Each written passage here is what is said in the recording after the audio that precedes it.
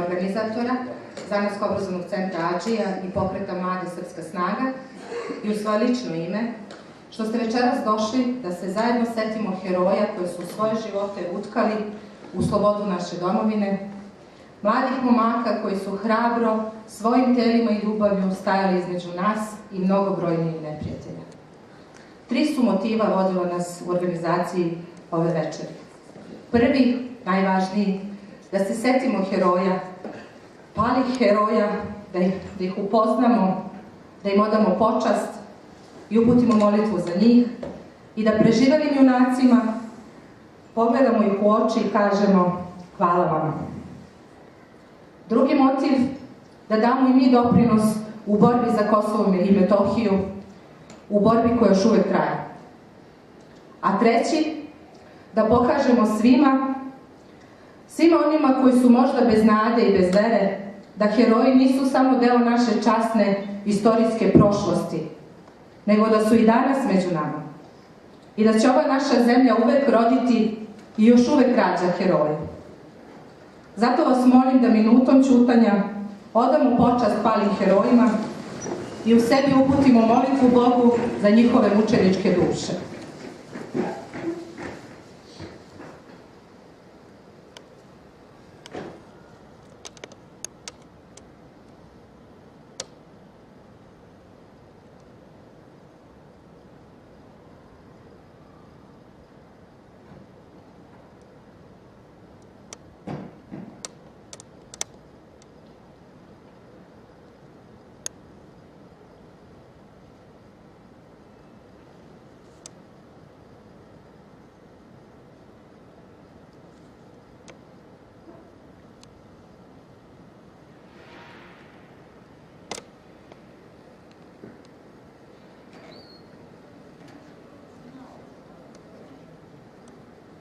Slava im. Slava im.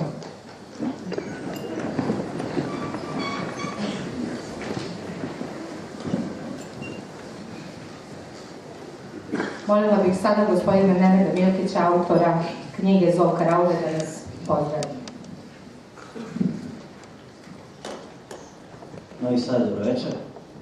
Pre svega želim da kažem da mi je velika čast što sam večeras ovde. Velika mi čast što ste napunili ovu salu, ne zbog mene, ne zbog toga što sam ja autor ove knjige. Čast mi je jer ste došli da date počast onima zbog kojih smo svi mi ovde. Ja u uvodne reči neću mnogo pričati, kasnije ću vam govoriti o knjizi, o borbama na Košarama, o samoj karauli. Predstavit ću vam goste koji su večeras moji i vaši gosti. Budite ponosni jer su večeras pred vama borci sa Košara koji su branili ovu zemlju. Večeras sa nama je ćerka heroja kapetana Ivankovića.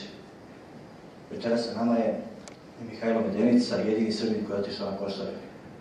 Međutim, zamolio bih da najvećim aplauzom večeras pozdravite one zbog kojih svi mi radimo ovo što radimo. To je porodica kapetana Ivankovića, porodica Vasovića, Ivana Jagora iz Sjenice i tu je porodica Miroslava Maljaha Pezos. Molim vas da odgovorite.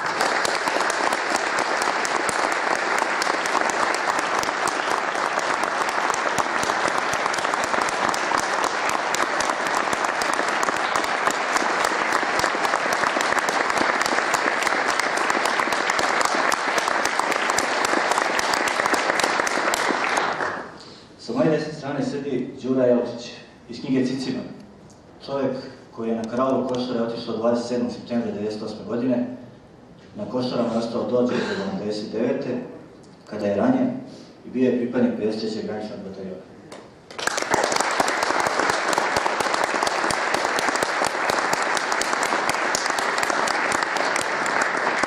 Miroslav Maljah, Pezos, pripadnik 53. graničnog bataljona, na Košarama od septembra 1998.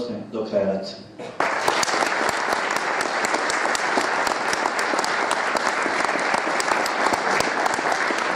Silvija Ivanković, ćerka herojskog kapetana Krunoslava Ivankovića, koji je hrabro braneći život i izvlačeći svog vojnika sa položaja položio svoj život za zemlju.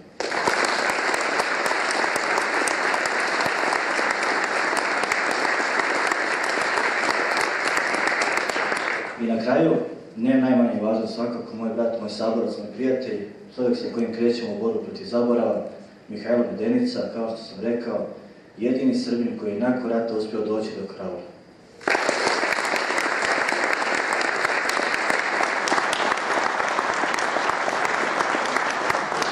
Među vama vidim također dosta poznatih lica, poznatih ljudi koji su mi veoma dragi, ali bih zamolio također da aplauzom pozdravite čovjeka koji je dosta učestvovao u radu ove knjige, Vujket.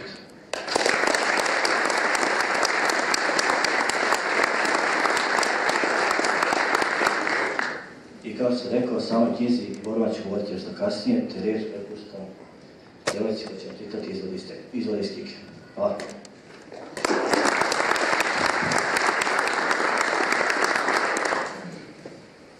Mihajla je san savladao i uzeo pod svoje. Ali je sve vreme bio svestan da je to samo san.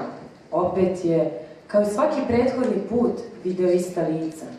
Njih 10, svaki u svom poslu zatečen, gledali su pravo u njega. Prostorija u kojoj su se nalazili bila je razrušena. Stvari i šut na sve strane. A oni, mladi, bez brada, urednih uniformi. Na uniformama oznake vojske iz nedavne prošlosti. Kada mu se najstariji obratio, shvatio je da san više nije isti kao što je bio svih prethodnih godina. Hvala ti što si nas posjetio, brate Mihajlo. Izdrži u svojoj borbi i ispriča ljubljenoj otadžbini kako smo branili Karaulu i kako smo se branići je položili svoje živote. Mi smo sada mrtva straža sa Košara. Duše su nam ostale ovdje da lutaju planinom i da plaše ljudske zveri koje zalutaju u blizini Karaule. Da branimo ovu zgradu i sada kada su je živi napustili, jer će možda doći i taj dan kada će se srpska vojska ovdje vratiti. Tek tada ćemo pronaći mir i naše duše će moći da odu dalje. Svako od nas je nečiji gubitak. Imali smo roditelje i sestre, žene i devojke, sinove i kćeri. Mi njih još uvek imamo, ali oni nemaju nas. Neke među nama deca nisu ni zapamtile. I nije nam žao. Nismo se bojali smrti ni kada smo jurišali na šiptarske rovove. Ne bojimo se ni sada kada smo je spoznali. Ipak drhtimo zbog zaborava. Ne daj da nas rod prestane pamtiti. Ne dozvoli da nas se Srbija odrekne kao što se odrekla Košara. Ne daj, molim te, ne daj da nas deca zaborave. Ruka vojnika krenula je ka Mihajlovom licu i on se ukopao u mestu. Ledeni dlan dodirnuo mu je obraz. Zatvorio je oči na tren. Kada ih je otvorio, vojnika oko njega više nije bilo. A okolo je ležalo 10 kostura, od kojih je jedan bio okrenut baš prema njemu. Posmatrale su ga duplje bez očiju, a kosti ruke bile su ispružene prema slici iza njega. Vlada, Ilija, Miladin, Šumar, Krune, Fićo. Nabrajao je i dalje imena i nadimke ljudi, momaka koji se sa Košara više neće vratiti. Možda za tebe i tebi slične gore nema ništa. Možda. Ali za mene ima mnogo toga. Sveta zemlja i granica ispisana krvlju.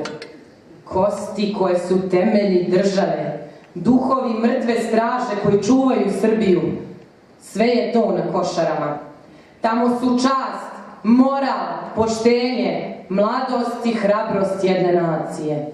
Idući tome u pohode, trudim se da postanem bar malo poput njih, baš poput onih koji su ovde iz ove kasarne krenuli i koji se nikada više u nju nisu vratili.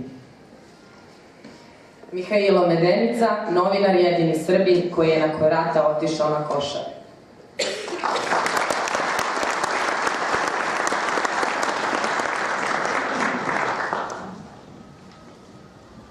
Večer, ljudi ste mogli jako Bogu.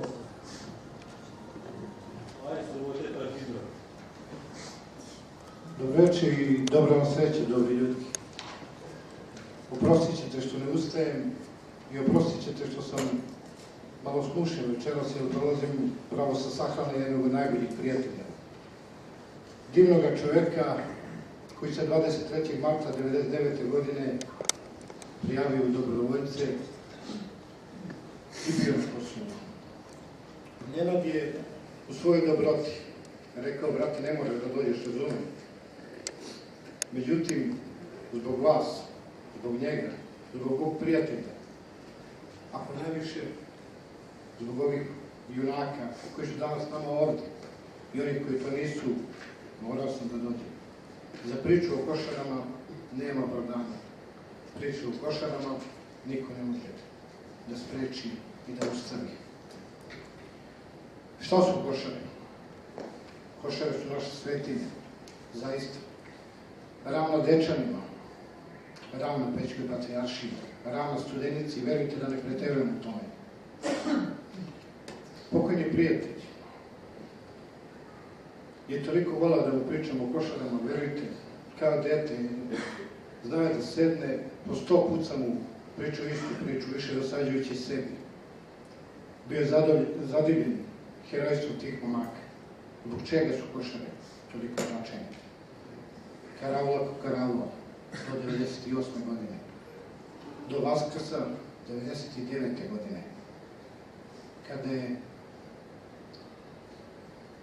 manje od 100 momaka ostalo da brani front od 11 km.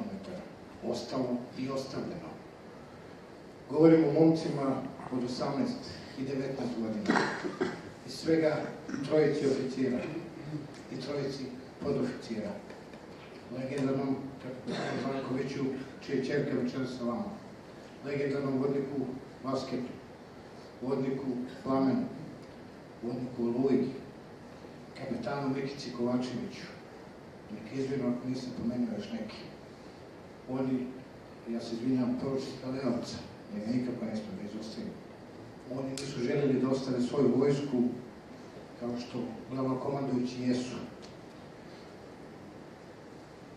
U tom reonu se dogodila kopnena agresija na Jugoslaviju, mada mnogi tvrde da nije.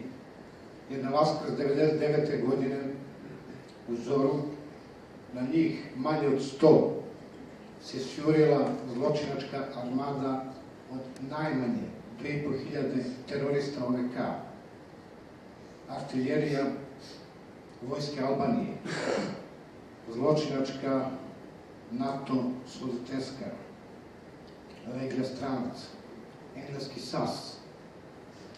Oni su uspjeli da osvoje Karaulu.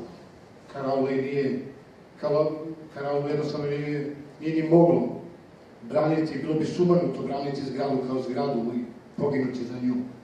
Ali su ovi heroji povukli se nepunih 200 metara ispod nje, tu se ušančili i jedno drugom rekli, nema povlačenja i nema predaje. I nisu se predali, nisu se povukli za pedalj 78 dana. 2 dana su bili odsečeni, apsolutno, od komande. Niko nije znao su da živi. Sa time što su imali kod sebe, od oružja i od hrane. Oni su držali najtežu liniju fronta. Zato kažem da su Košare naš Kajmak Čalan, možda i više od toga. Zvuči epski, ali nije tako. Jer opet ponavljam, djeca su branila Srbiju. Kad kažem djeca, mislim i na oficiri, na podoficire. Jer vodnik Vaske, recimo, on ima 24 godine. Šta je on bio ako nije bio dete isto? Posle teškog ranjavanja on se vratio na Karaulu, rekavši da neće da ostavi svoje vojnike. Baš kao i kapetan Ivanković, njen otac. Sve su to bila djeca. Da su Šiptari probili tu liniju, posljedice bi bile nezamislive, verujte.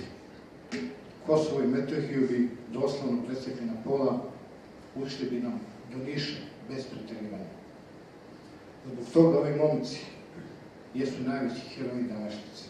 Zbog toga ja moram da ovdje govorim, to je bio moja manet. Zbog njih koji su se vratili, hvala Bogu, i zbog onih kojima su Košare, nažalost, postale zadnja vojna pošta. Srećan sam što sam večeras u Novom Sadu, gradu heroja, gradu heroju i gradu heroja, našeg Miroslava Maljaha, našeg Aljoše Vučkovića, koji nažalost večeras nije sa nama.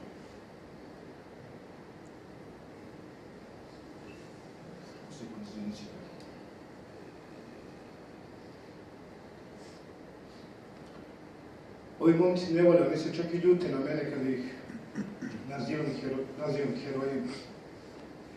Ali šta su drugo? Ciban Đura Elčić je to sveo u jednu rečenicu. Kaže, mi nismo heroji, mi smo samo rekli, odavde nema povlačenja. Pa šta je to, ako nije herojstvo, kada dete od 18 godina to kaže i ostane na tom mestu, ne razmišljajući o svom životu. Neću dužiti, nije moje da govorim više. Ovo je samo da vas zamolim još jednom aplauzom pozdravimo njih i da ne zaboravimo, nikako ne zaboravimo pripadnike 63. padobranske brigade, 72. i one koji danas, nažalost, malo ko pominje, pripadnike jedinice za specijalne operacije koje su mnogo učinili, kao i ruske dobrovolce. Zamolio bih vas samo za još jedan veliki hvala.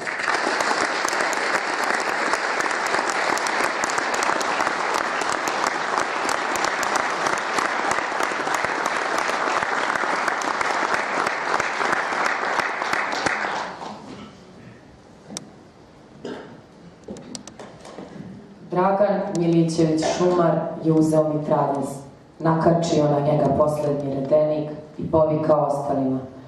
Vi krenite, ja ću vam štititi odstupnicu. Mitraljez je zveketao i započeo svoju pesmu. Poslednji ples na koti 601. Šumar je šarao levo i desno koseći teroriste iz prve i druge linije napada. Sa prvim hicima adrenalin je skočio i pomislio je kako bi ovako mogao ceo dan. Nije bio daleko od istine, on je i mogao, ali municije jednostavno više nije bilo. On je ustao, pogledao iza sebe i video kako su njegovi drugovi dovoljno odmakli. Uzeo je bombu i bacio prema napadačima. Prekinuo ga je udarac u desno rame. To ga je malo trglo nazad. Ništa nakon toga nije osjetio. Ni bol, ni neprijatnost. Poslednji metak pogodio ga je u vrh leđa, malo ispod vrata, neznatno pored kičme. Taj mu je pomerio ravnotežu i Šumar se stežući mitraljez ispružio po kišom natopljenoj zemlji koliko je dug. Znači, to je to. Game over. Pomislio je i nasmešio se. Osmeh mu je izazvao bol i osjetio je kako mu topla, lepljiva tečnost puni usnu duplju. Skupio je snagu da ispljune i okrene na leđa. Nebo iznad njega bilo je sivo i sumorno. Voleo bih samo još jednom da vidim sunce, razmišljao je, dok je sve teže hvatao vazduh, jer su mu se pluća punila krvlju. Da li ima sunca u mom Trsteniku? Pomislio je kao da nije ni svestan smrti koja ga je uveliko grlila. Zaklopio je oči, pokušavajući da u misli prizove svoju kuću, dvorište i voćnjak okupane suncem, ali nije uspeo. Podigao je kapke i ugledao ih je. Njih trojica stajali su iznad njega i pričali na jeziku koji nije razumeo. Nasmejao se i pokazao im od krvi crvene zube. Suočavajući se sa bolom, podigao je desnu ruku i pokazao im 3 prsta. Jedan ga je pljunuo, uperio pušku prema njemu.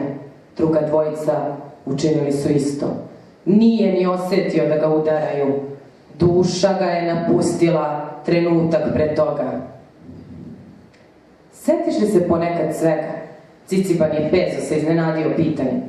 Svake noći sanjam draga lica, ljudi koji više nisu sa nama. Uhvatim sebe kako često pričam sa njima dok mi pred očima treperi slika karaule.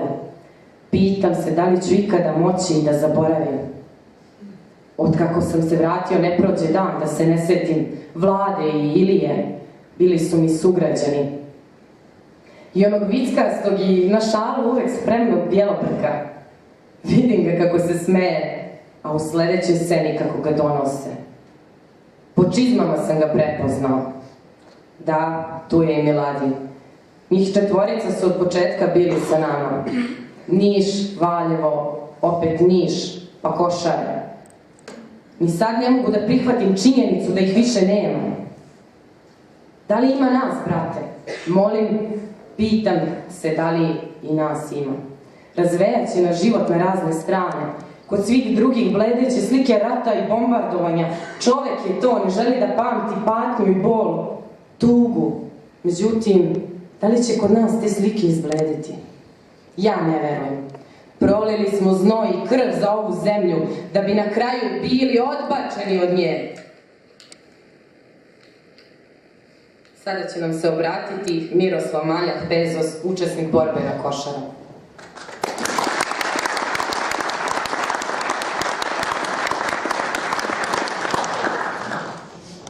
Dobro večer svima. Dobro večer, dragi moji sugrađani.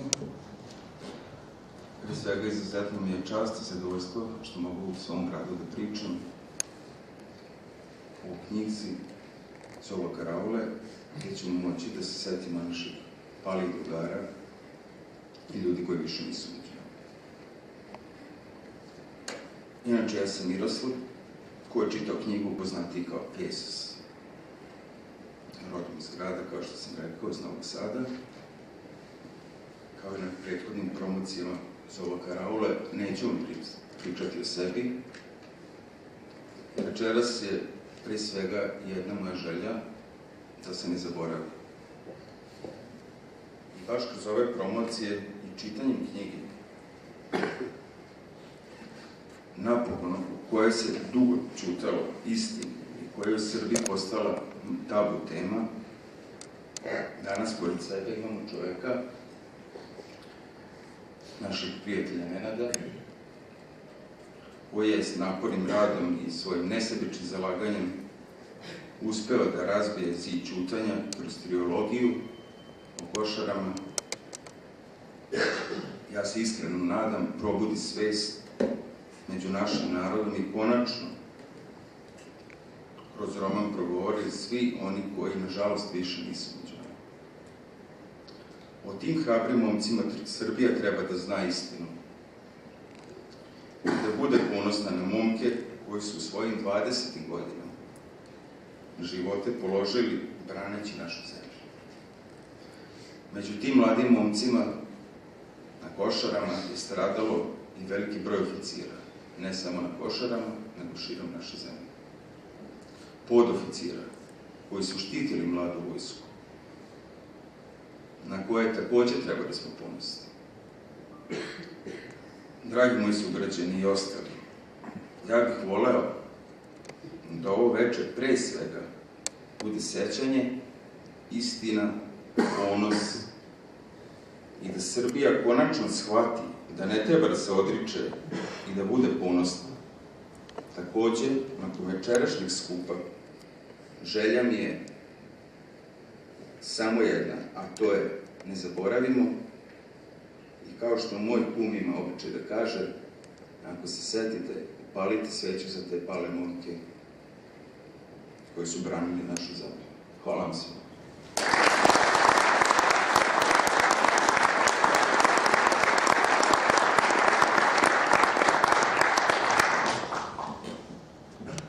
Ja se izvinjam što opet uzimam reč, ali moram jer sam se ogrešio mog brata i prijatelja Nenada. Izostavio sam da kažem ono što moram i ono što uvek napomenem i taman ću se nadovezati na Makijeve, odnosno Bezosove reči. Ne zaboravimo, Srbija jeste zaboravila na ove momke. Velika sramota koja će, nadam se, biti ispravljena ne ovim suludim i što se mene tiče sramotnim konkursom za nekakav film Volinovog ministarstva i to ne već ovakvim večerima, ovakvim promocijama i pričom koju ćete vi pronositi dalje.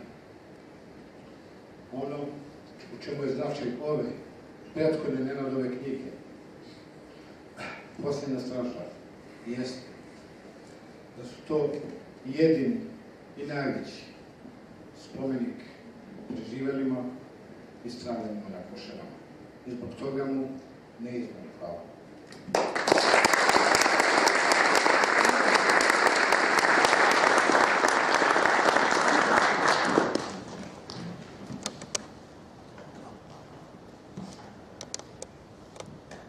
Ivanković je prebrojao svoje vojnike i uverio se da jedan nedostaje. Prizivao je likove svih koji su krenuli i shvatio da nema Negića. Setio se da je on išao na čelu formacije i da je krenuo da se penje uz nagib. Na jednom mestu staza se naglo savijala praveći krivinu kao lakat i taj deo se sa mesta na kom su se nalazili nije dobro video. Morao je brzo da reaguje. Pokrivajte me, povikao je glasno i istrčao iz zaklona. Ostali nisu ni stigli da reaguju, a Ivanković je već bio 10 metara udaljen i zaklanjao se iza jednog većeg kamena. Gde ćeš bre, poginućeš, prepoznao je glas svog saborca i prijatelja Damira, ljutog krajišnika koji za sebe imao skoro 10 godina borbi. Samo je podigao palac u znak da je sve u redu i potrčao još više udesno ka suvom, polutrulom drvetu u koje se mogao uvući i sakriti. Odatle je mogao sve da vidi. I svoje vojnike kako su zauzeli dobre položaje držeći liniju i neprijatelja koji je šetao slobodnije iznad njih, jer na toj visini nije mogao biti pogađen, osim u blizini ivice. A video je i ono zbog čega je krenuo. Svog vojnika Negića. Ležao je na zemlji i nije se pomerao. Nije mogao da oceni da li je ranjen ili mrtav, u svakom slučaju morao ga je izvući. Krenuo je i već na drugom koraku bio pogođen, nije osetio gde, već samo da je udarac bio toliko jak da ga je oborio i da, ma koliko se trudio, nije mogao ustati.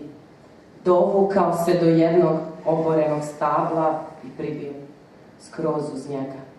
Video je svoje vojnike kako izlaze iz zaklona i pucaju negde visoko iznad njegove glave.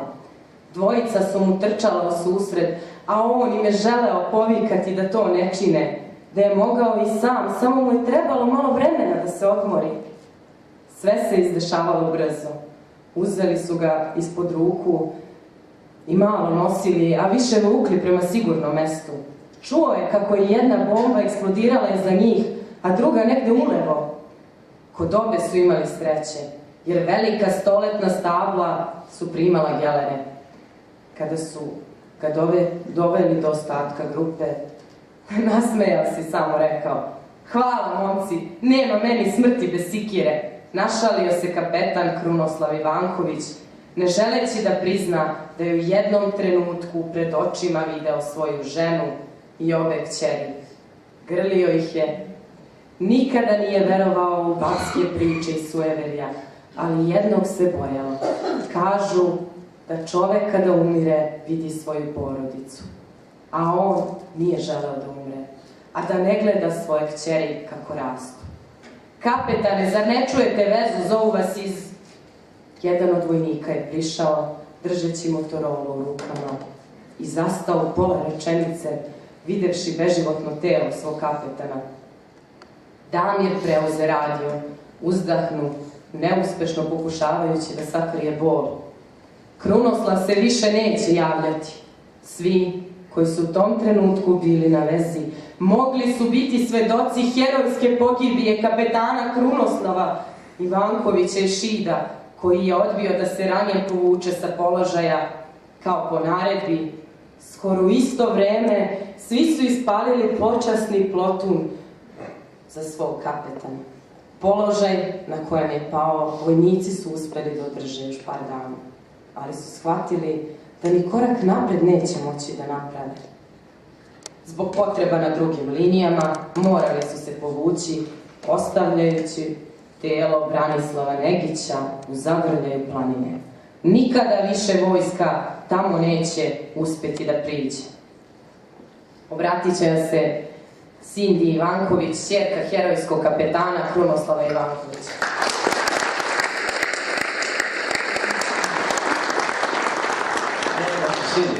Vreme se Sindi ustane i kaže neku reč. Ustaću, pozdravit ću porodicu kapetana Ivankovića i molim vas da svi ustanete i aplauzom pozdravite porodicu koja je večeras ovdje.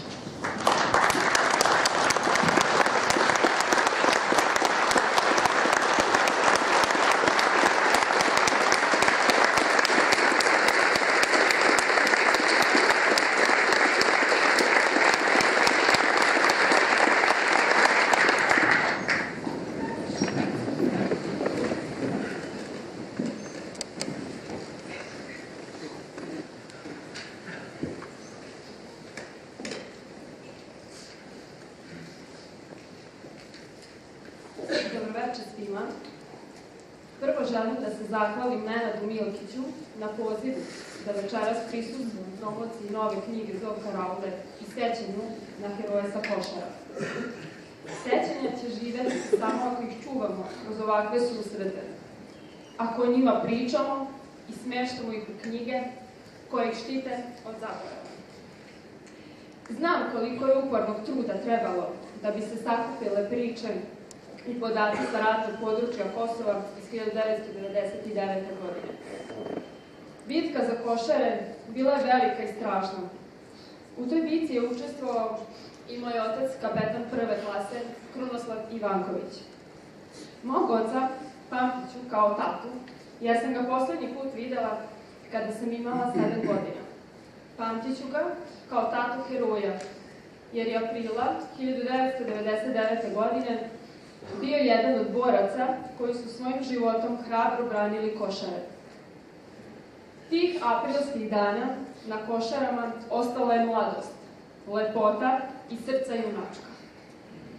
Tamo su se ugasili mladalački snovi, tek stasali za život. Ta mladost nas je naučila jednu najvažniju životnu lekciju. Šta znači biti čovek? Hvala vam svima što ste večeras ovdje, jer vaš dolazak je, kao i sama Nenadova knjiga, najlepši, ali nažalost i jedini spomen našim herojima sa Košara. Kako oni koji su dali svoje živote, tako i oni koji su preživjeli pakao Košara. Sve njih i nas je ovdje večeras okupio Nenad Milkić, jedan od čuvara istine i istorije Kosova. Nenade, hvala vam.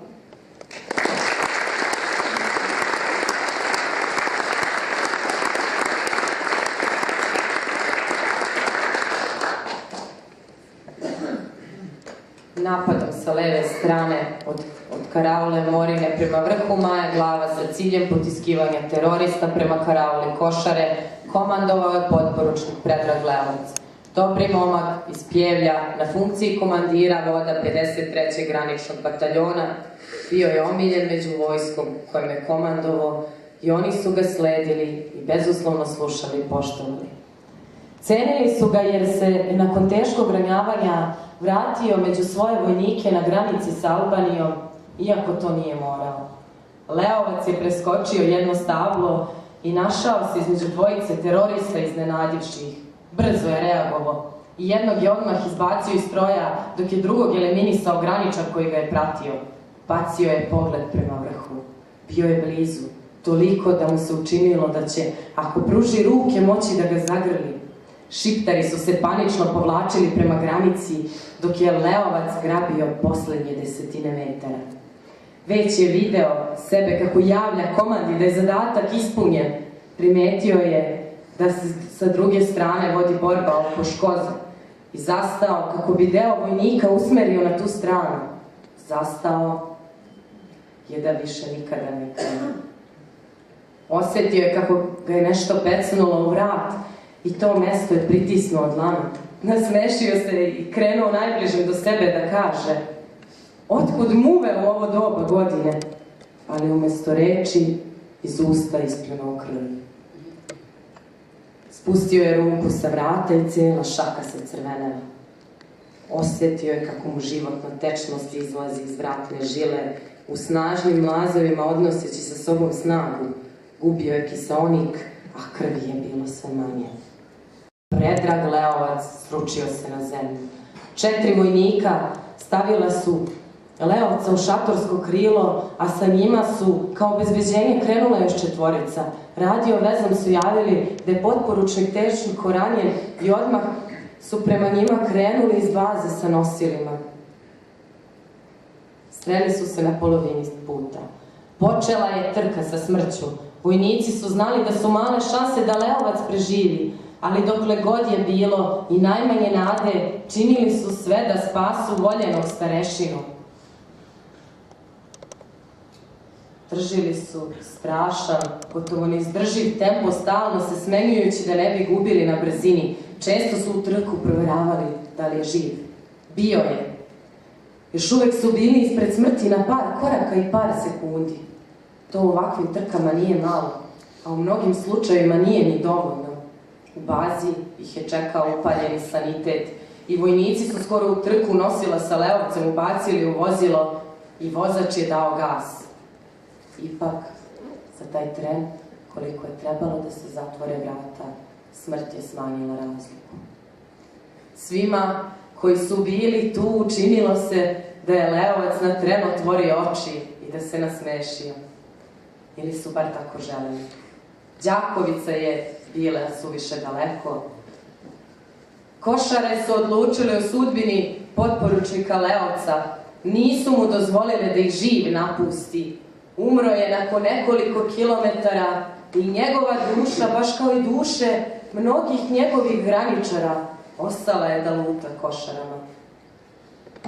Kada je radio veza zakrčala, svi su se trgli. 4 reči odjeknule su između njih. Našeg Leovca više nema, muk.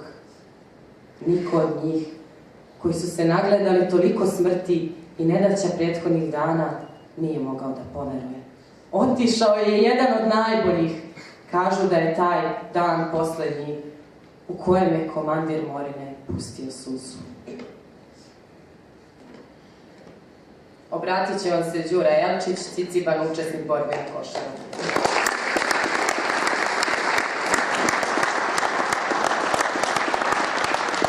Dobro večer, ja sam Đura i ti Ciciban iz ove priče.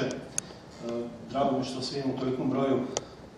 Drago mi je što je Novi Sad dokazao da još uvijek ima ljudi koji se nisu poverili za nekim modernim trendovima, da se neke stvari ne mogu vrednovati novcem, da je čojstvo, junaštvo, hrabrost, rodoljub još uvijek na ceni. Hvala vam. Ja vam ne bih nešto posebno puno pričao. Imate knjigu pred sobom, nismo mi ovde zarad nas. Miroslav i ja smo tu da vam potvrdimo autentičnost Nenadovih redova. Tu smo da stanemo iza njegovog pisanja i da odgovorimo na sva pitanja, nedoumice, ako ih ko ima, ako neko želi. Mi smo tu i vrlo radi da saslušamo svakoga i argumentovano pobijemo svaku sumnju, jer smo svesni da se o Košarama jako puno priča, naravno nezvanično. Mnogi Košare svojataju, busaju se u grudi, činjenice da nas je bilo svega 100-ak tih prva 2 dana. Kao što rekao, hvala da neko dovede autentičnost njegovih redova u pitanje i mi smo tu i vrlo radi da Nenadovu knjigu odbranimo. Hvala vam. Hvala vam Novi Sad i kao i svima koji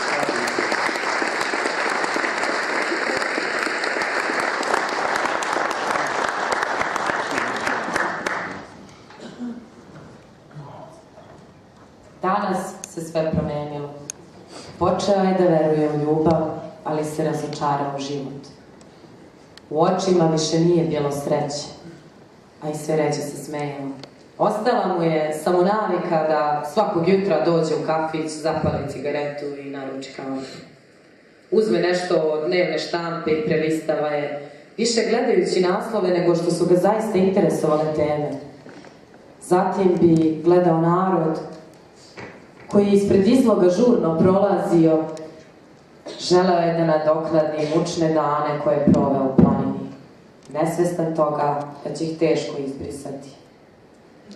Ipak, iz dana u dan glumio je život. Iako život nije mogao tek tako da se odglumi.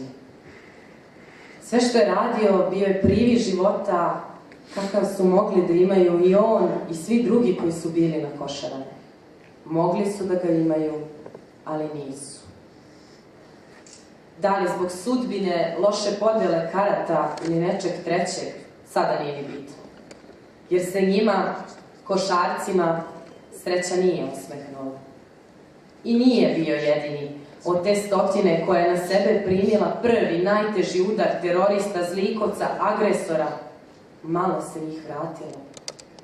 Jedni u prva 2-3 dana, drugi malo kasnije, položili su svoje živote. Nakon rata smrt je nemilosrdno došla po još nekoliko njih. Neki su se odali piću, lutanju, pritisnuti teškim noćima bez sna. A bilo je i onih koji su pokušali da pobegnu od svega bežeći iz Srbije. Gde god da su otišli, karaula ih je pratila. Znao je da će mnogi nakon rata pričati i predstavljati sebe kao heroje Košara. Da će oni prvi biti skrajnuti u stranu, zaboravljeni od svih i odbačeni od vojske za koju su se borili. Odavno više nije bilo ni Savezne Republike Jugoslavije koji su branili, pa su i svi oni otišli sa njom u prošlost i istoriju. I dok se drugi hvale i pričaju priče o karauli, mali broj senke korača pločnicima po kiši, ćuteći o svojoj sudbini. Samo Bog zna ko su bili heroji i branioci Košara i šta su učinili za svoju zemlju. Sada će nam se opet obratiti autor.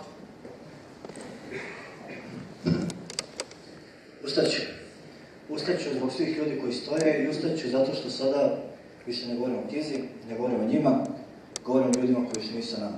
Ustaću njima iz poštovanja. Karaula Košare.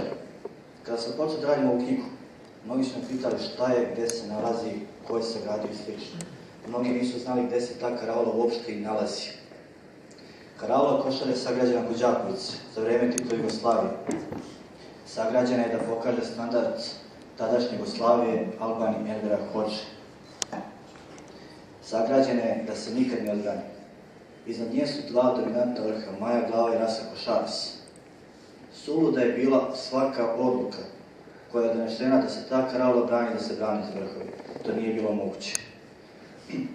Kako god, na Veliki petak, 9. aprila 1999. godine, NATO armada, regularna albanska armija i teroristi OVK sa najmanje 2500 ljudi, po procenama i više, krenulo je napad na karaulu. Namerno stajem kod ove rečenice. Stajem da bi se shvatili brojku karaulu, koliko vojnika je branilo u tom trenutku karaulu. Njih je u tom trenutku na karauli bilo 100. Po spiskovima na stanju i manje. 100 vojnika, većinom 19-godišnjaka. Zamislite sebe u šumi, daleko od civilizacije, daleko od svojih, daleko od topline doma.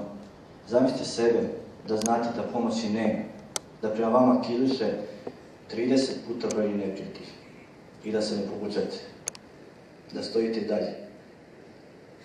Ovi momci su to radili. Ja sam zahvalan što su im to ispričali i zahvalan sam svima onima koji su im pričali ovu priču. A meni glasi sada drhti, ježim se kad slušam ove redove. Ježim se zato što i sada se setim svega, setim se svake suze koje sam morao proliti dok sam pričao sa porodicama i sa tim vojnicima. Setim se svih onih grobova koji sam obišao.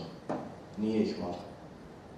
Kada me pitaju šta je spasilo karaulu, šta je spasilo taj položaj, spasilo je lično herojstvo određene grupe ljudi. Ti heroji imaju imena. Da, ima imena. Jedno od tih imena je već spomenuti Krunoslav Ivanković. Čovek koji 14. aprila, pokušavajući da izvuče svog vojnika sa položaja, bio ranjen. Odbio je da se ranjen povuče, ostao na položaju, iskrvario je, ne dozvoljavajući da se on povuče, njegov vojnik ostane gore. Dužan sam da spomenem i Ivana Vasovića, Jaguara, vodnika iz Sjenice. 24 godine imao kada je poginuo. 24 godine. Pre nego što sam krenuo na ove promocije, imao sam priliku da razgovaram sa njegovom sestrom Biljanom. Ona mi je tada spomenula priču da je on otišao na odsustvo, imao je mogućnosti da se ne vrati, možda je i trebao da se ne vrati, ali njegova rečenica je bila, ako ja ne odem, ko će braniti tu decu? On sa 24 godine išao je da brani decu. Poginuo je štiteći svoje vojnike. Dužan sam da spomenem i Dragana Milićevića Šumara iz Trstenika, pročitali smo deo o njemu.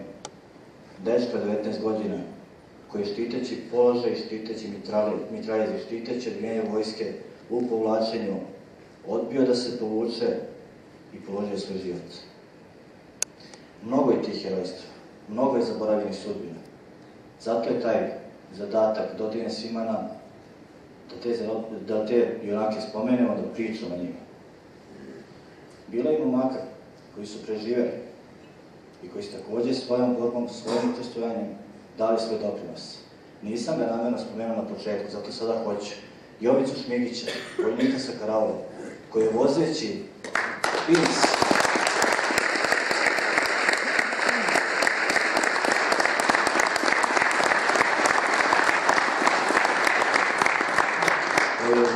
kao vozač izvlačio mnoge ljude, uspio da dotori hrane i municije koje je najpotrebnije bilo.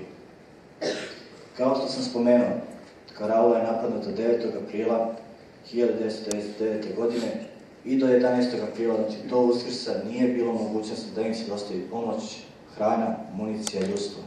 Ta 3 dana momci su branili i odbranili Karaulu. Kada se povukli na taj drugu liniju, drugi položaj, više nije povlačenje bilo. Iza njih je bila Metohija, iza njih je bila Srbija, iza njih su bile vaše kuće, vaše porodice. Oni nisu dozvolili da se ovo proći. I zato se ne slažem da sam vas ja okupio večeras ovde, ne, nisam ja.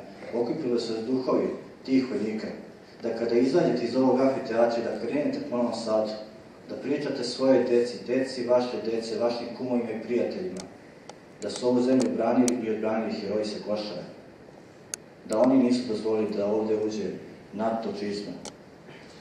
Nemojte to nikada zaboraviti.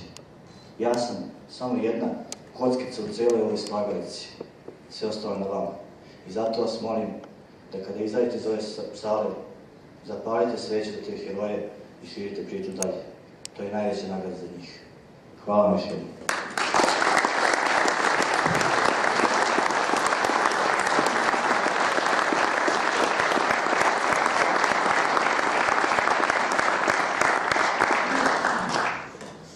Mislim da sa punim pravom ime svih nas ovdje prisutnih mogu da kažem da je bila velika čast i zadovoljstvo slušati priče ovih živih heroja i onih heroja sa kojima smo se večeras našli i da sa njihovim porodicama podelimo njihovu žrtvu za ovu zemlju. Sada na programu sledi deo koji je posvećen pitanjima našim sagovornicima. Ko bude želeo da se javi za reč, neka ustane i imaće mogućnost da postavi pitanje sagovornicima.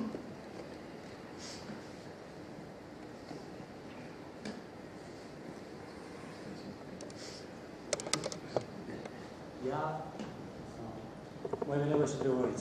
Ja nemam pitanje, ali imam samo mali komentar. Htio bih da kažem, nevjerojatno je koliko je kod nas narod, koliko je zemlja mala, a koliko ima heroja. Nevjerojatno je da, na primjer, neke zemlje druge koje su mnogo puta veće od nas, recimo ona, Amerika, oni izmišljaju heroje jer ih nemaju. Kod nas zemlja koja je toliko mala, toliko malo stanovnika, nažalost, ima toliko heroja, možemo ih nabrajati i ne možemo da nabrojimo jer svako od nas je heroj. Pogotovo ljudi koji su boli na Košarama, koji su branili ovu zemlju.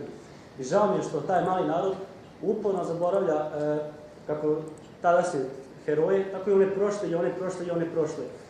Nažalost, to je veliki naš problem i trebalo bi svako od nas i ovde, a i na drugim mestima da pusti priču kao što je Nenad rekao i kao što drugi govore, da se to zapamti, da se čuje, da se zna, da znaju naše dece i unuci, da ne bude jednog dana se desi tata, ko je ono, ili mama, ko su oni ljudi što su prikazuju. Moramo da to znamo i da pustimo drugim da bi znali. Toliko od mene.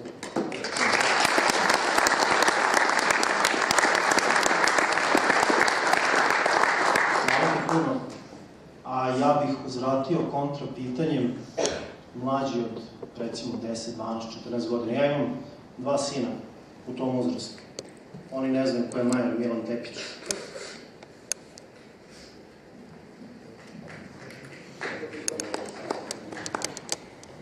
Da li ovde neko ima kod kuće nekoga tog uzrasta, ako ga ima, da li može da mu postavi pitanje ko je major Milan Tepić, na primjer? Da krenemo prvo od njega, a onda svi ostali.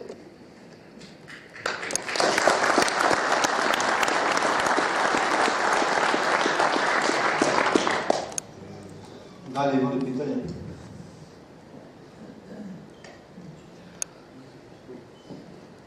Čime su? Izvolite. Šipteri su bile bolje naoružene od nas. Pa u ono vreme u samom napadu bili su brojni, bolje naoružani sigurno nisu.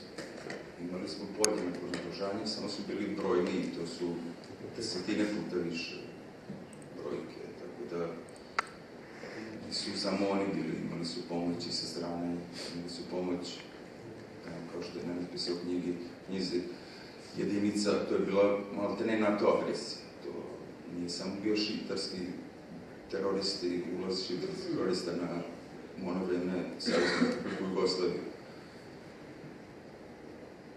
Po meni oni nisu nikakvi borci. Doživeo sam lično, vodio sam se tamo.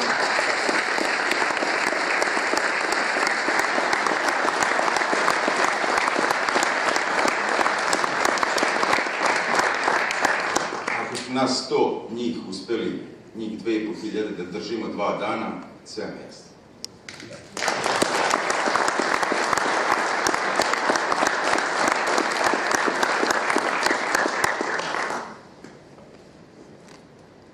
Imamo možda još neko pitanje? Solite. Znači, ja bih pre svega htio da vam se zahvalim na sve što ste učinili za nas i za našu zemlju.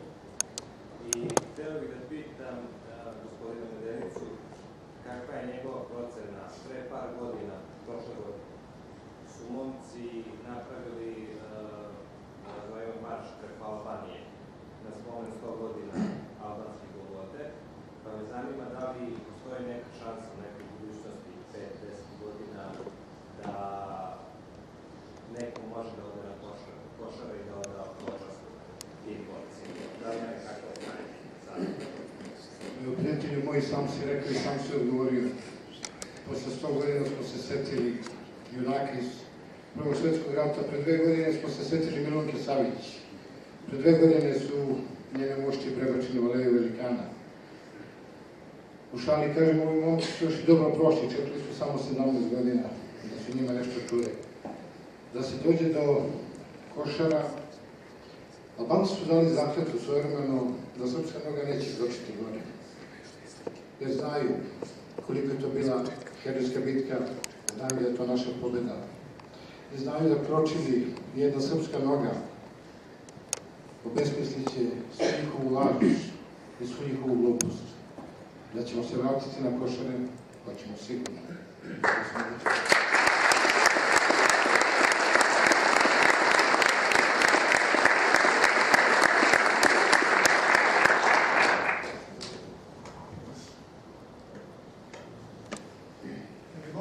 Izvolite.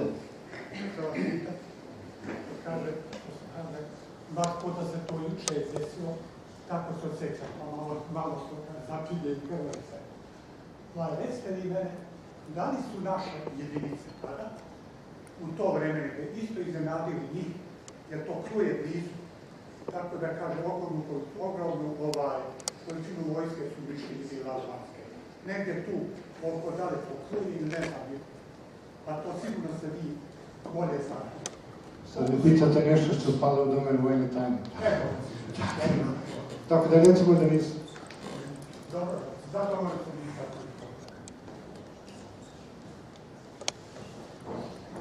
Još neko pitanje možda? Ja se pitam, da li je humano za vas pobjeda ili izgleda za vas lično? Kako se osjeća? Sporazum. Vidi, ako znaš da neko sa kim si jeo, spavao, smejao se, koga si volio i ko te je voleo, nije se vratio, ne možeš da smatraš za pobjedu. Ali poraz nikako nije bio. Izdaja, to je već u nekom domenu više matematike, nije bilo što je vreme ni mjesto da se pričaju takve stvari. Činjenica je da se jedan deo koji je bio možda i najodgovorniji nije se baš najbolje snašao, recimo da to tako nazovemo, da ne bude teških reči, da se neko ne uvredi. Ali, kao što je Nenad rekao, karaula nije bila predviđena da se brani. Ona je, zapravo, ako uzmete onaj Google Maps, pa pogledate, vidjet ćete da je karaula praktično ovako kao piksli. Vi to ne možete vojnički braniti. Ali je činjenica da je moglo, trebalo i moralo bolje to biti malo organizovano možda bi se malo još i bolje nosili s tim. To je to.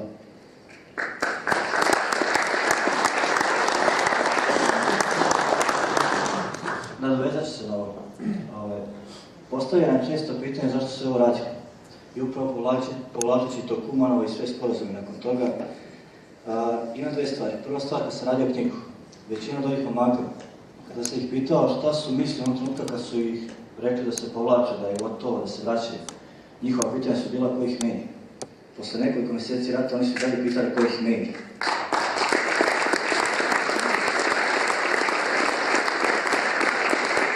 Druga stvar, ono što trpim u lično kritike i što svi ovi momci trpe kritike, zašto se posle ovih nekoliko godina vraćamo na ovu priču, zašto je pokrećemo i dolaze, evo sad sam ja i taj koji mora da kaže, pošto nas dvojica na smenu hoće govoriti te malo teže stvari, postavljam se pitanje zašto mi se ovo pokrećemo. Pokrećem zbog toga što je određena grupa ljudi, da, izdale, pobegle.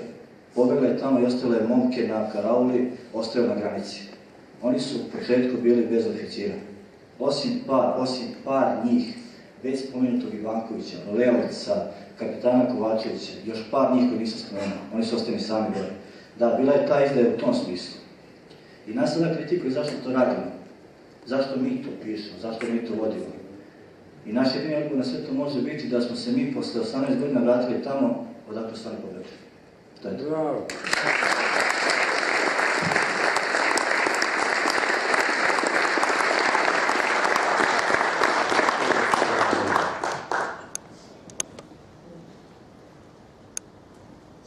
Ja sam Mladen Kliković, na svojim slikanjima uradio sam na predatu mural za mrtve starca Košara u svom stanu sebi organizirali, kako sam sliku. I zanimljiva sam priča vaša za Tibora Cernu, pošto sam imam slica za Košara, pa je priča do tog momka koji je čisto jedan heroja. Hajde slovo, ti imaš potpuno informacije. Evo ja ću, pošto ja pričam s ljudima koji su tada bili tu, Tibor Cerna je zaista poginuo herojski, poginuo je, ali ne onako kako predstavlja na internetu. Tibor Cerna nije ustao, nije rekao sve što piše po portalima, Tibor Cerna je poginuo izlažući vojnika sa položaja svog druga. Kada ga je pogodio snajper, dečko je ustao, krenuo da svog druga povuče na bezbedni položaj, tada je pogođen, tada je poginuo. U svakom slučaju poginuo je kao heroj i svakog treba da se spominje.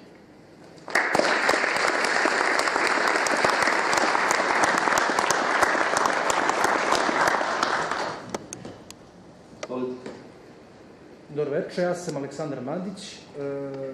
Imam prvo jedno pitanje da vam postavim i daću jedan svoj komentar. Neću vas dugo zadržavati. Prvo treba da postavim pitanje da li je istina da su agresije na našu zemlju, taj kopten napad koji je išao na Karaulu, da li su učestvovale i specijalne jedinice strane država, na primjer britanske, američke ili francuske? Jer ja sam na jednom mjestu našao podatak da je kapetan Srđan Košanin poginuo u zasadi SAS koji je postavio, negde na granici. Sad, da li istina, ne znam, pa zbog toga vas pitam. A drugo, komentar. Imam dobro pamćenje veoma i ja sam bio, tako da kažem, klinjak kad se to sve dešavalo, imao sam 6 godina i sećam se, pošto sam živeo tada u jednom selu kraj Novog Sada, sećam se svih tih scena kako sa 30 km daljine gori grad, kako se vidi taj crni dim, kad su gađali rafinerije i ostale građevine. I sećam se kao dete, dok nije bilo tih vazdušnih napada, da su stalno bacale letke koji su bile propagandne. I tačno se sećam kako su bacali jedan letak na kojem je pisalo, slagaću vas, ne sećam se tačno, kako je 12.000 naših boraca sa Kosova i Metohije dezertiralo i kako je sve zbog predsjednika tadašnjeg Miloševića, da je to njegova krivica, da oni nama nisu neprijatelji i tako dalje, da ne širim.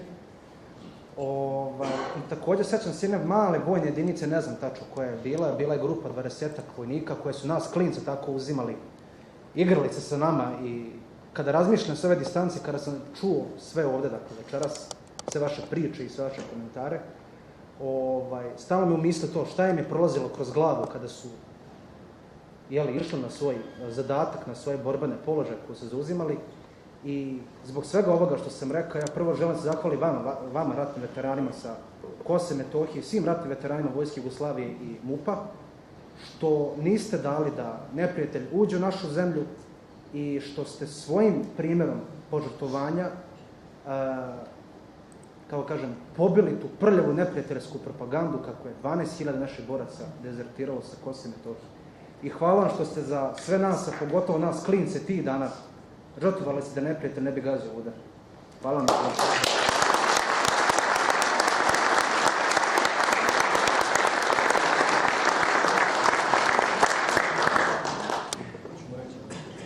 Evo ja ću da odgovorim na to prvo pitanje. Ja sam malo prepričao o moralu, o njihovoj vojsci, pa između ostalog i o njihovim borcima. Bilo je stranih plaćenika, zaista. Ja sam lično vidio druge uniforme, strane vojske, Italijane, Francuze. Vidio sam mudžahedine, vidio sam i ljude crne puti, vidio sam raznih nacija, plaćenika, verovatno, ne rodoljuba. Sigurno su išli za novac tamo, tako da bilo je raznih formacija u to vreme, tako da je agresija bila ne samo šiptarska, sve slučajno. Vidi ovako, ono što se ne... Izvini, samo Aleksandru da odgovorim, hvala ti što smo postavili pitanje. Malo poznate detalje, kako je krenuo napad taj dan. Tako što je jedna grupa u zasadi na graničnom kamenu C4 krenula po vodu i samo inicijativno otišli malo dalje da izvide ceo taj rejon. Otišli, vidjeli, vratili se u bazu, ne u Karalovu, u tu zasadu, rekli, ej, stoji čovek unutra kod nas, duboko. Izletela jedna grupa, druga je ostala u bazi. Kaže, eno ga crnac sa francuskom zastavom na rukavu. To ti je odgovor. Naši su prvi zapucali, oni se nisu snašli, nisu očekivali to i onda smo zapucali sa dve strane, tako je napad predupređen i celka i Senere je ispodno bolji po nas. Ali to ti je odgovor na tvoje pitanje o njihovim specijalnim jedinicama. Da, crnac sa francuskom zastavom na rukavu ti govori dovoljno. Što se tiče Slobodana Miloševića, ko će se složiti, ko neće, da ne imamo dalje. Ipak je on pokazao neki stav koji sad je malo teže da se primeti kod današnjih državnika. Bez obzira na sve ostalo što on mislio, barem u tom domenu, to ti je to. Hvala.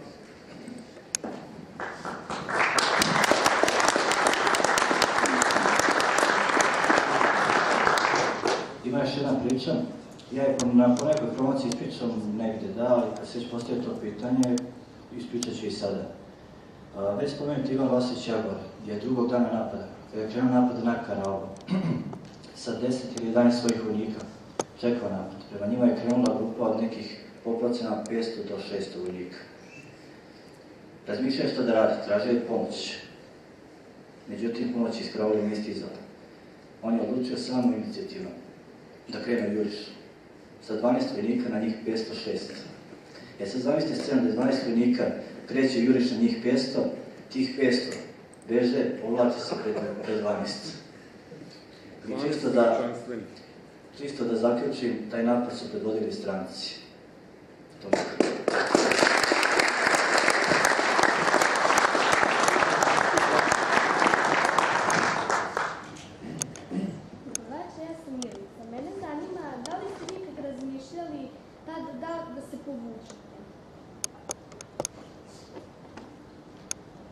Pa ja mogu o sebi da govorim, a i o prijateljima, mojim drugarima koji su bili sa mnom. Ne, nije bilo odstupanja, ni metra.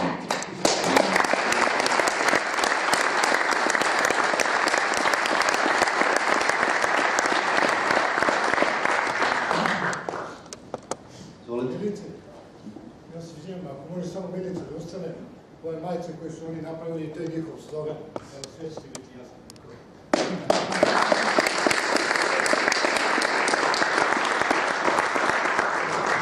Dobro večer.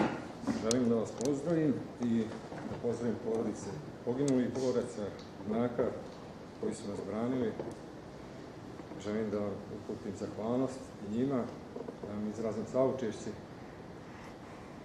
i da vam postavim pitanje da li je istina da je poginulo 108 boraca na reonu Karavle Košare i da vas pitam da li vas je neko pozvao od zadnjih 17 godina od predstavnika vlasti, predsjednika države, premijera, da vam uputi zahvalnost.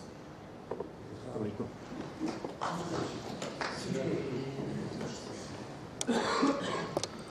Hvala vam puno. Čujte, o Košarama se vrlo malo pričalo javno. Što se tiče tog nekog zvaničnog stava države, on je prosto izostao. Od kako je Medenica izašao na Karaulu pre par godina, tako je ta priča počela da se zapravo širi i odmotava, onda je Nenad na sebe prihvatio taj zadatak da tu priču sakupi na jedno mesto, iznese i hvala mu na tome. Bilo je istina, grešili bi dušu, kad bi rekli da nije bilo ničeg. Ali je to bilo onako malo sramežljivo i čini mi se nekom možda dnevno-političkom duhu. Istina je da smo imali na prošloj promociji u Nišu jako lep prijem, vrlo srdačan, vrlo domaćinski, veoma vojnički. Ja se zahvaljujem ovom prilikom gradu Nišu i generalu Simoviću, on je komandant kopnene vojske Srbije, hvala mu na tome i hajde neka to bude onaj prvi iskorak države prema nama i ja sam na tome zahvalan.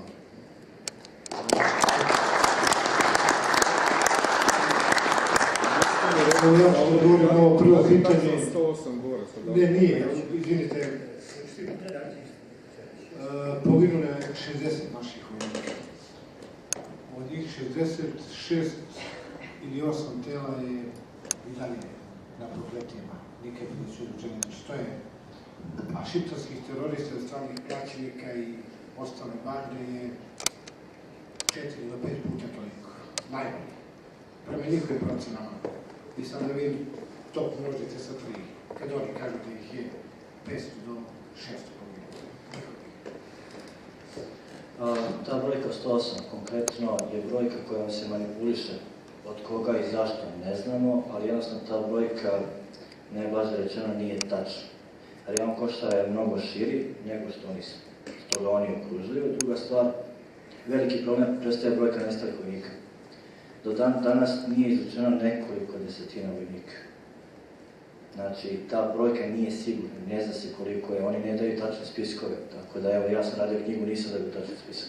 Da li se tih nekoliko desetina ubraja u tih 60 poginulih? Da, svi se vodi kao stavljeni na Košare. Svi su nestavljeni, ne možeš reći. Tu postoji nekoliko baš priča koje su dosta teške. U Nišu smo baš pričali o vodniku Mitiću koji je ostao gore, koji se vodi na spisku nestalih. Iskreno ja kažem, ja nemam informacije od tih 66 da se vode na tom spisku. Tako da, brojka koja se manipuliše, svakako sve ovo što i mi iznosimo, što i vojska iznosi, nemojte uzimati za gotovo. Sramota? Hvala.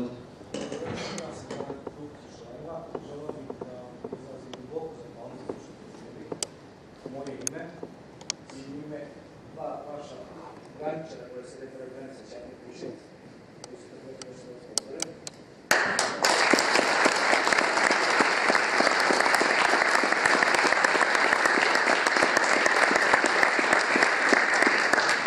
Moje pitanje glasi, da li vas iko konsultovao ili pitao u vezi tog najavnog filma Košarac s njima i da li taj film uopšte nama može da pokaže delo toga što smo živjeli, da li smatramo što da pokaže i da li je država uopšte vidjela bilo šta u tom pitanju da vi date kroz taj film neku sa vaš pogled na ono sve što dešava.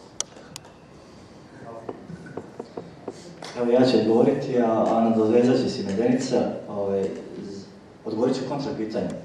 Zar zaista mislite da u knjizi u kojoj govorim o greškama oficira u tom trenutku, komandira Karaule i glavnog komandanta odbrane Košara, zar mislite da će nakon tih grešaka koje su opisane neko uzeti moju knjigu za film?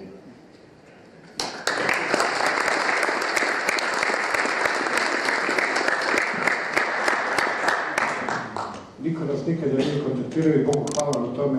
I to smo Neški i ja često sedeli onako u skafu keferičili, da naravno nikada ne bismo ni pristali da nas pozovu, pogotovo ne iz Vodinovog ministarstva. pogotovo ovih vlasti koje je potpisala saradnju sa našom faktom, kada govorimo o Srbije, koje je počeo dok su ovi momci krvarili gore. To, ako nekada i snime, bit će nešto nalik Bulajićevoj Neretvi, neka smejurija, na rangu 5, 6, 7, 8, tako da, tomu dalje kolegama ne davate pažnju. Već rečima i delima ovih momaka i onih koji su ostali gore. Evo ja, Izvolite. Reći momci, ja sam Filip iz Novog Sada. Hvala je malo za to što ste učinili za nas sve. Znači, imam 3 pitanja. Prvo pitanje, da li ste u kontaktu sa majkom Aleksandra Radojičića, koja je žena je izjavila da skuplja paru na paru i da želi da napravi spomen za sve momke koji su ostavili svoje živote na površinama. To najmanje što svi mi kao narod možemo da učinimo za njih i da se to desi. Drugo pitanje za momke, za heroje naše. Da li ste imali naredbu da ne smete šiptarima žive ljude pada? Znači, svi znamo da su ko prati, ko zna da ne smete da se njima pada žive ljude. I treće pitanje, ko je najveći čin koji je bio s vama na prvoj liniji?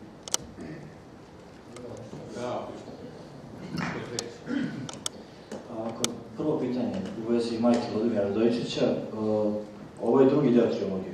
Prvi deo se zove Posljednja straža i upravo govori o pogibiji Vladimira Radojičića i te grupe koja je to dana kriminalni zadatak.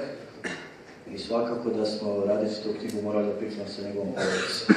Inače, Vladimir Radojičić je, da iskoristim priliku to da kažem, bio pripadnik iz Izraelsko-diverzanske čete Niškog korpusa. Njihov drugar, zajedno su otišli na karaulu, zajedno su krenuli i igrom slučaju iskoristili.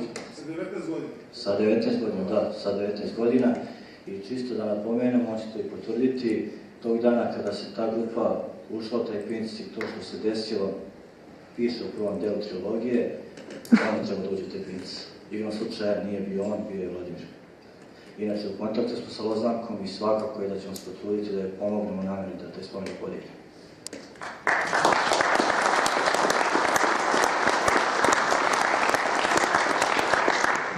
Evo, ako što se tiče tvojeg drugog pitanja, ili trećeg, ne znam da se setim, da li je postojala naredba? Drugo je za ne smete pada da živi muke. Da li je postojala naredba? Tako naredba ne može postojiti. Znači, tu svako razmišlja za sebe. U principu, ja ne verujem da bi niko od nas voleo da je pao živ u ruke. Imalo se neki zavet je postojao, svako je držao 1 metak u džepiću, pa ko je kako teo se vidjeti, odluči sudbini. Tako je bilo. Bilo je uhvaćenih momaka. Kako su uhvaćeni ne znam, ali ja govorim o svoje lično ime, ja ne bih.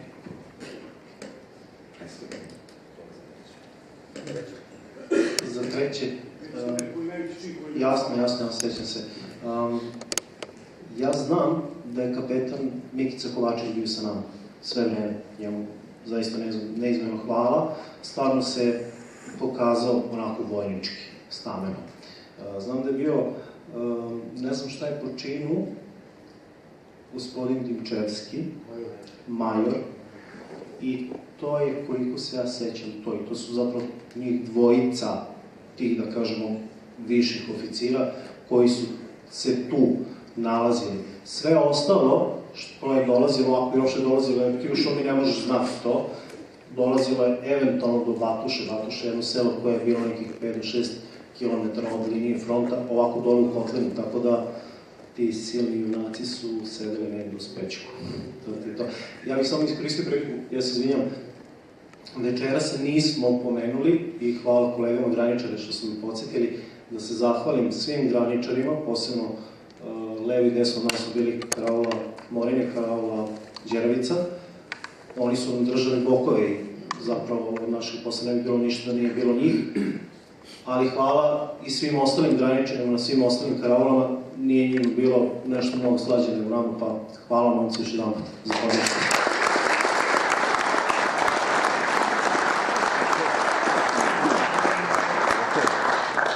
U vezi ovog trećeg pitanja, on je rekao za dvojicu i zaista ti ljudi su bili od početka do kraja na karauli i svakom času tome. Svi znamo kako je stanje danas kapetan Kovačević, nažalost. Ipak, pitanje je dosta problematično. Govorimo samo o ljudima koji su preživjeli i koji su završili rat. Ali su gore poginuli, ajde da krenemo neki poručni klevac. Kapetan prve klase Krunoslav Ivanković, koji je 2 dana posle toga trebao da postane major. Gore je poginuo i Ivica Petković, čini mi se da je bio major Kućijan, ne utira treći. Majo Nostović, 98. tačka 63. Padobranske. Znači, bilo je gore dobrih časnih oficira, nažalost, većina ih je poginulo. Ova dvojica su preživjeli.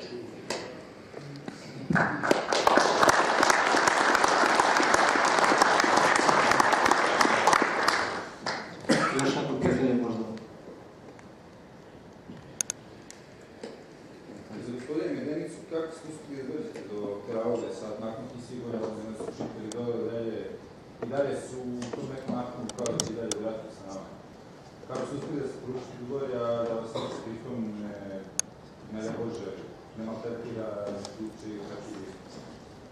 Uz Božju pomoć, brate.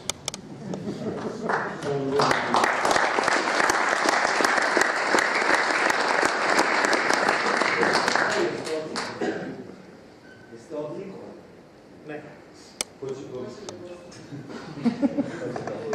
Jesu ovom knjigom, hvala Bogu. Da, to je dovoljno. Kao što je Nenad već rekao, tog 7. 9. aprila zapaliti sveću, posjeti za naše drugare, to je dovoljno, za nas je dovoljno.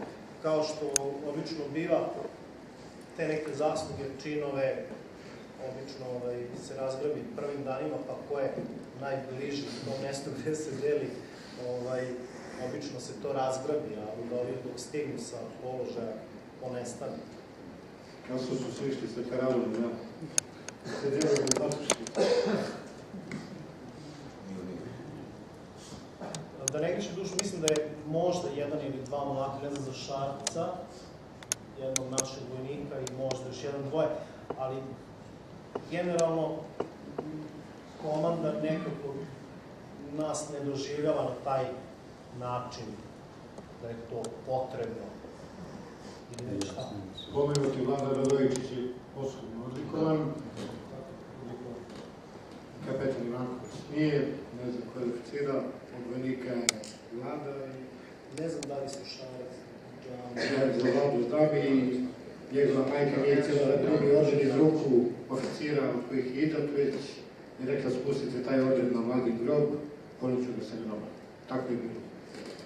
A spomenut ću jednog momka koga neću da imenujem, iz prosto razloga jer detko živ, jer hvala Bogu, znači ne bih da ga diskreditujem, ali poznat mi je slučaj, da je čovek radio u pozadini, bio sa starešinama raznoraznim, koji je od straha sam sebi pucao ruku da bi se povukao i čak iz te pozadine i na kraju odlikovan. Eto, toliko o tome kako se dobija odlikovanje u vojsci.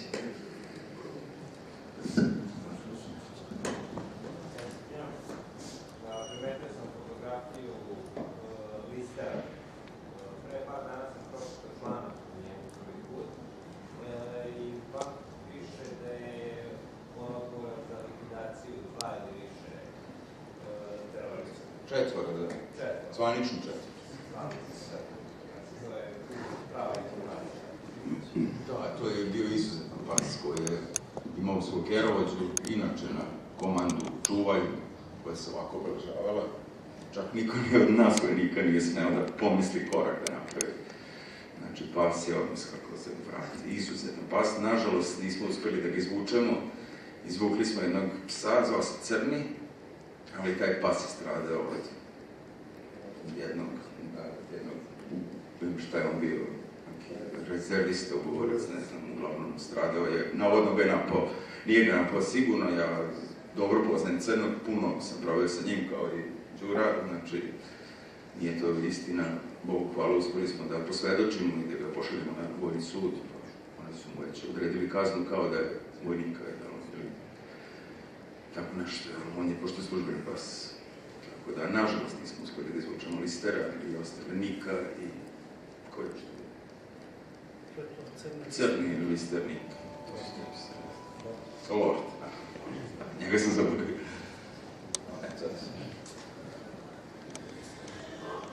Da, ugovarao do toga interesa. Zbog toga što smo momci ostali bez hrane i municije ta 2 dana.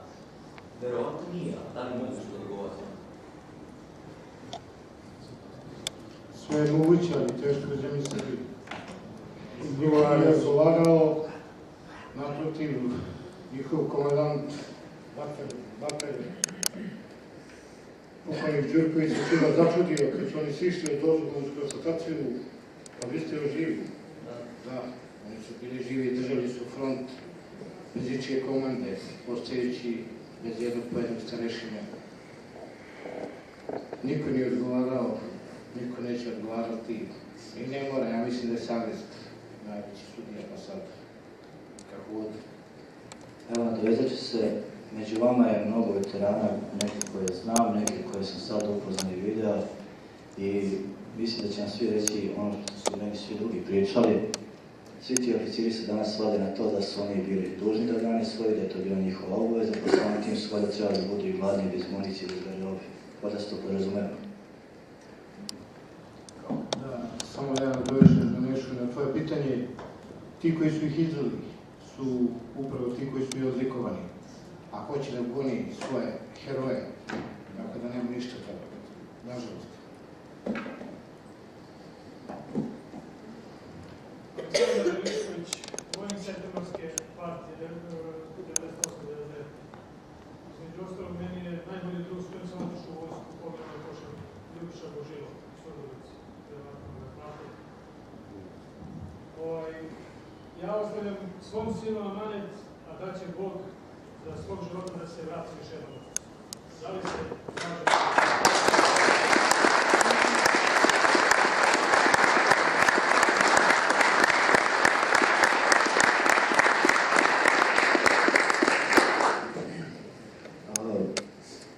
Upravo ova knjiga i govori o tome, ali to što su ovi momci radili i pogotovo oni koji su ostali tamo, znajte da su oni svojim kostima nacrtali tu granicu kojima se svi mi moramo vratiti, ne samo vi, svi mi. Znači tamo je granica, tamo gdje je kosti, gdje je krv naša pala, tamo je granica i moramo se vratiti. Tako je.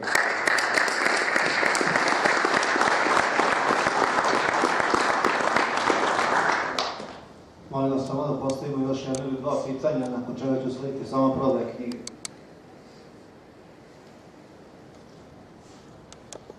Evo jedno pitanje, da li ste uopšte bili svesni koja vas sila napada u tom trenutku, na Košarama? I da li ste imali bilo kakvu informaciju da će vas napasti velika sila u toliko broju? Evo ja ću ukratko. Mi smo prilikom izviđanja uočili skupljanje, gomilanje vojnika sa albanske strane i to smo izvestili tome komandu, međutim, oni nas baš nisu ozbiljno shvatili i prilikom tog prvog napada, ja sam bio na kvoti 502, to je bilo ujutro 9. aprila, na kvoti 601 je bila i jaka minobacačka vatra, precizna minobacačka vatra, gde smo mi sačekali naše momke, Bogu hvala, taj dan niko nije stradao. Nismo mogli da spoznamo koliko ih je, jer naš 4 se je vratilo da vrati taj 601, gde smo tek tada shvatili da tu kvotu drži oko 100 ljudi, gde smo upali zasedu i hvala Bogu ostali živi. Tako da, mislim da ni oni nisu bili svesni, a ni da mi nisu bili svesni kod njih.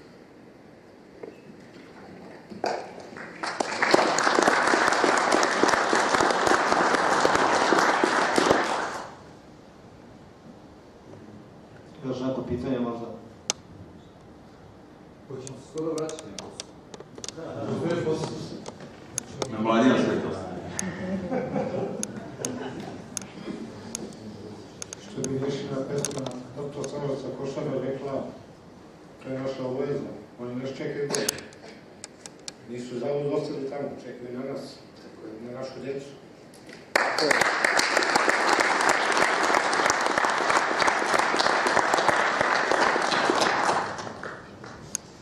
I ukoliko više nema pitanja, mogu samo još da najavim da možete večeras kupiti drugi deo trilogije Zov Karaule. Posljednji deo tiraža, cena neće biti fiksna, nego prema tome sami odredite u skladu sa vašim mogućnostima i sa primanjima. Hvala.